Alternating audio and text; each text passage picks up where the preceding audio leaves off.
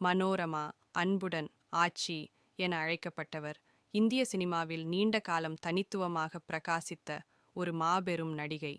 தமிழ், தெலுங்கு, மலையாளம், கன்னடம் மற்றும் இந்தி மொழிகளில் 1500க்கும் மேற்பட்ட திரைப்படங்களில் நடித்துள்ள அவர், இந்திய திரைப்பட வரலாற்றில் மிக அதிக படங்களில் நடித்த நடிகைகளில் ஒருவராக திகழ்கிறார். மேடை நாடகப் பயிற்சியில் வளர்ந்ததால் அவரது கூர்மையான வசன உச்சரிப்பு, இயல்பான தன்னிச்சையான நடிப்பு மற்றும் சிறப்பான நகைச்சுவை நேர்த்தி திரையில் தனித்த அடையாளமாக அமைந்தது. நகைச்சுவை முதல் வலுவான குணச்சித்திர வேடங்கள் வரை எளிதில் மாறி 5 தசாப்தங்களுக்கும் மேலாக தனது பொருத்தத்தையும் புகழையும் காக்கும் திறன் பெற்றவர். பல தலைமுறை முன்னணி நடிகர்களுடன் இணைந்து நடித்த அவர், பாடகி, டப்பிங் கலைஞர் மற்றும் தொலைக்காட்சி நடிகை எனவும் தன்னுடைய பல்திறனை வெளிப்படுத்தினார்.